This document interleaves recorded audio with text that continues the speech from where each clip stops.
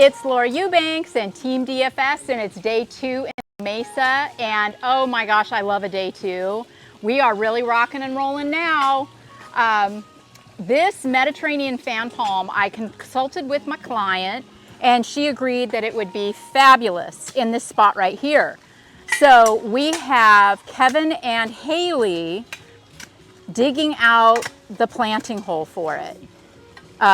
There was a lot of jade in there that we took out yesterday, and now we're looking to make a home for that Mediterranean. So I'm excited for you guys to see it when it's done. And while we're right here, just for inspiration's sake, the neighbor's yard over here, or their whatever you want to call that, this is basically the same footprint as where we're standing right now.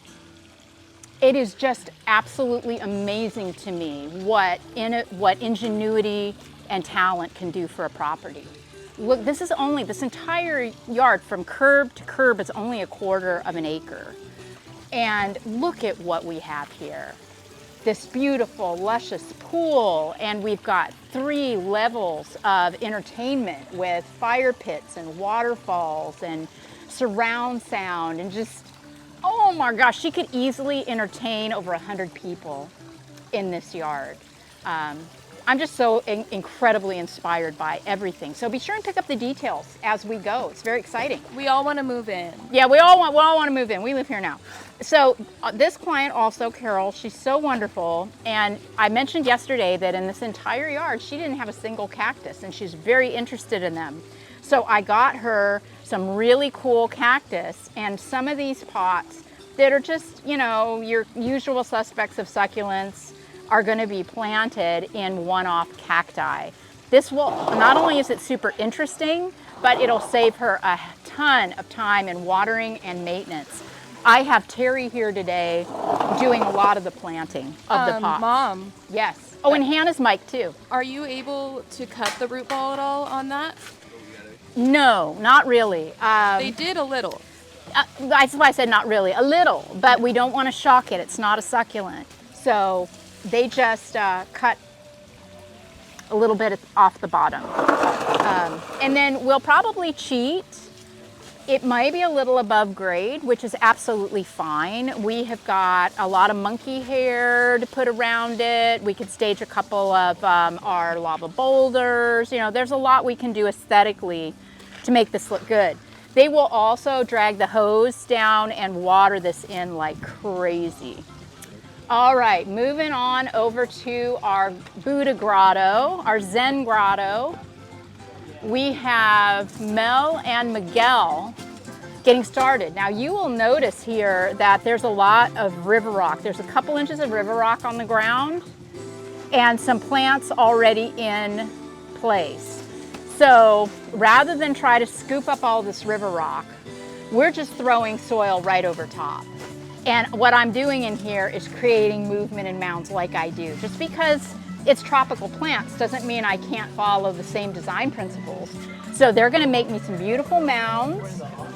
We're also gonna leave the plants, you'll have to forgive me, I don't know my tropicals. Whatever those things are, the green with the yellow speckles, those are staying where they are, and we'll be planting around them because this, as I said, the soil is very, very compacted, and I don't want to kill those plants. They're not succulents, so I don't think we could get them out clean enough for a solid transplant. So they're in a straight line, but by planting strategically, we'll be able to kind of soften that look a lot. You won't even know, they won't even look the same when we're done, I promise you. And in true Laura style, I probably got 2 times more plants than I'll be able to use. Although we have another grotto up top, a smaller one, but better too much than not enough, I always say. Okay, so I'm super stoked. Once they get the mounds going in here, they're gonna stage some of the lava boulders that Daddy got at KRC, and then we'll begin staging the plants. Here's some succulents that we have saved, salvaged. Lots of red ives and some really, really juicy sedums that we can repurpose into our tapestries, or even in, once these big pool pots are planted out with our trees, We could underplant some of those with fun soft stuff too. We'll just see how that goes, right? Who knows? So Terry's getting started here. Oh my gosh, so stinking cute. Our little spirals that I got at Oasis. I thought this would be really cool as a one-off in this pot. And we'll mess around with this a little bit yeah, that's perfect. Oh, you've gone ahead and put plants next to the pots too. You know, Terry does what she wants, and she's so talented, and I trust her explicitly, but just for funsies, to be sure that the things that I bought specifically for this property get used, I stuck some stuff strategically. Now, like, some of you might look at this pot and go, oh my gosh, what do you mean? Well, we're not getting rid of it. I like that. This is totally a vibe. Like, I love the spilling Fred Ives, and look at this Harmsii. That's money. I'm not gonna mess with that. We're just going to take out the kangaroo paws. Not feeling that. The soil level has also shrunk down 50%. So we'll add some fun stuff with the fun stuff in these. You know, these palms might be cute with some succulent spillers and stuff, color popped in. I was just gonna top dress them, but we have all the variegated Tradescantias, and other spillers. I have Jacobensii. Yeah, we might just do some fun stuff in there, even maybe a Portulacaria. All right, who knows? keep it Okay, moving. moving on. Hannah worked her butt off over here yesterday reinventing this dry stream and got the majority of it done, but we needed soil. So she abandoned ship, and then this morning Daddy came in and got it all figured out. So our dry stream now makes a heck of a lot more sense, and I'm going to be planting Tapestry on either side of it.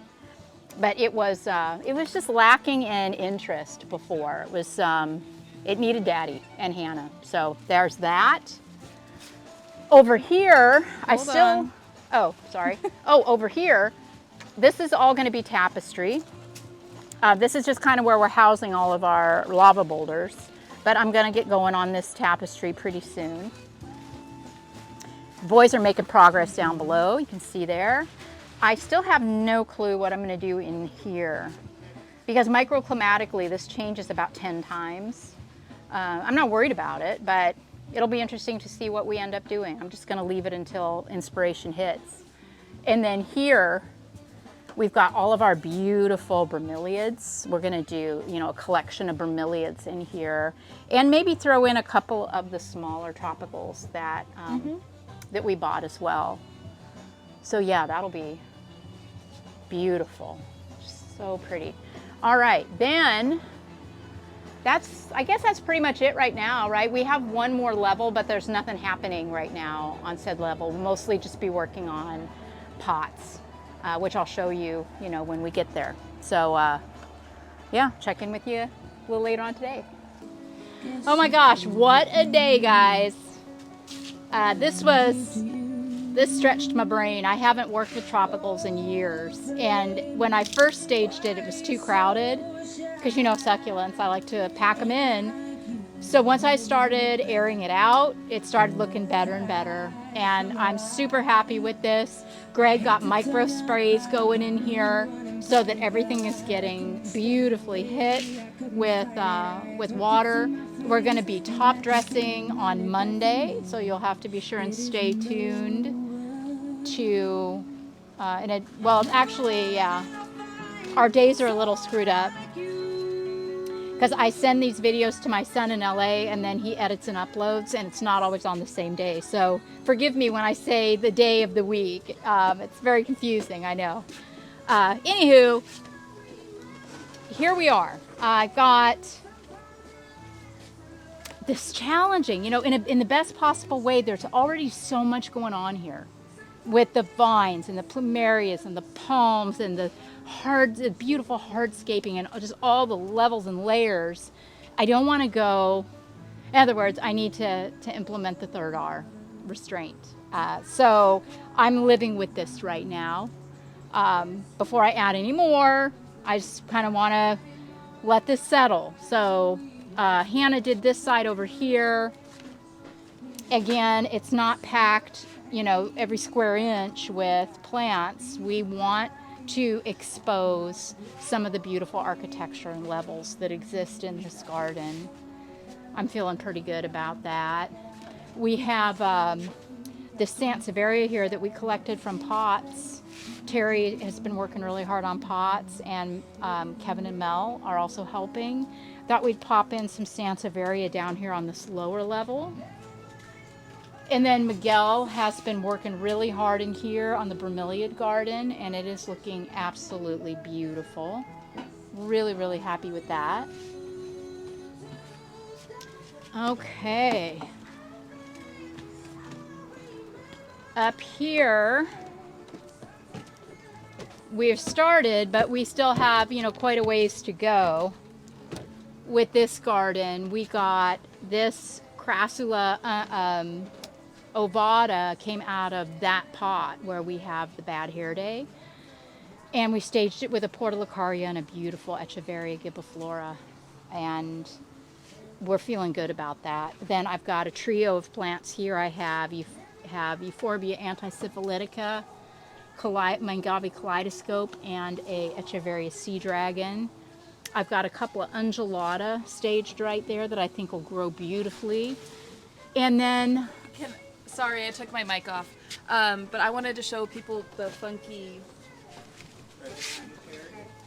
oh, There's been a lot of knots and weird ways to figure out your irrigation with whatever's handy. And now we've got the guys coming down with our beautiful specimen plants from Matt Jones Rare Roots. This is the Rostrata.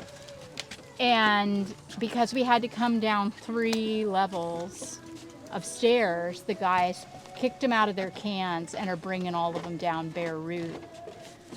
God bless succulents that they'll tolerate that kind of abuse. So we'll be determining on Monday which is going where. Our client's so funny. She was so excited. She came out to see what Matt brought. And she said, I didn't know I needed that. She's kind of new to succulents, so this has just really been a mind blower for her. Okay, moving on up to where it starts to get fun with the pots, and Terry is in her element.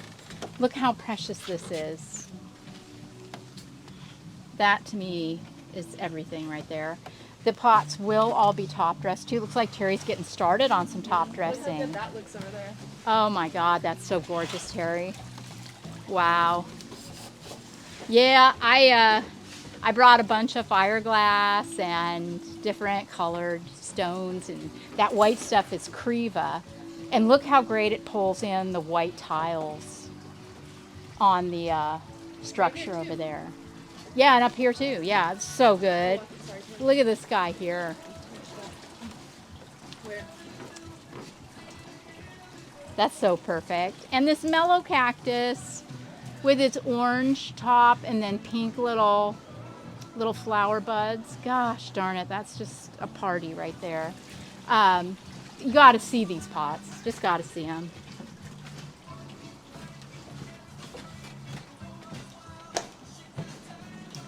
Adorable. See, we rehomed some of the plant material that the client had in pots and just improved. Look how cute that is. The little picture.